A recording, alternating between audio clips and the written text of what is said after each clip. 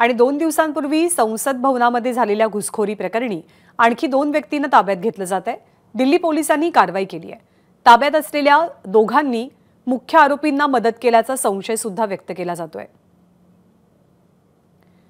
ललित झाला सुद्धा पोलिसांनी कालच अटक केली आहे। त्याची कसून चौकशी सुरू आहे। ललित झा या संपूर्ण प्रकरणाचा मास्टरमाइंड असल्याची माहिती पुढे आली आहे आणि 1-2 महिने नाही तर जवळपास 2-2.5 वर्ष या संपूर्ण घुसखोरीचं प्लॅनिंग चालू असल्याची सुद्धा माहिती समोर येते।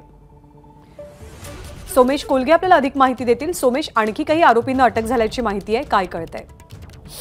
नक्कीच ज्ञानदा, आता नव्याने 2 आरोपींना ताब्यात घेतलेले आहे। हे 2 आरोपी या सगळ्या इतर आरोपींना मदत करत होते असा पोलिसांना संशय आणि या आधारे आता पोलिसांचा तपास सुरू आहे। यापूर्वी जे हॉटेलमध्ये राहायला गेले होते, ज्या ठिकाणी ते थांबले होते, त्यांनाही अशा प्रकारे ताब्यात घेण्यात आलं होतं, पण नंतर पोलिसांनी त्यांना सोडून दिलं होतं।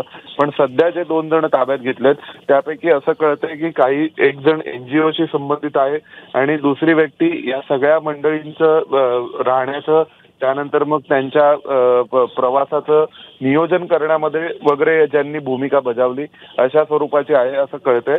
या दोघांना ताब्यात घेऊन आता पोलीस अधिक तपास करतायत आणि पोलीस त्यांच्याकडून जास्तीत जास्त माहिती जाणून घेण्याचा प्रयत्न करतायत की नेमकं आता या पाठीमागे आणखीन किती लोक सामील आहेत आणि या सगळ्यामधला खर्च आणि पैसा कोणी अरेंज केला होता त्याबद्दल आता पोलीस तपास करतायत। धन्यवाद सोमेश या माहितीबद्दल।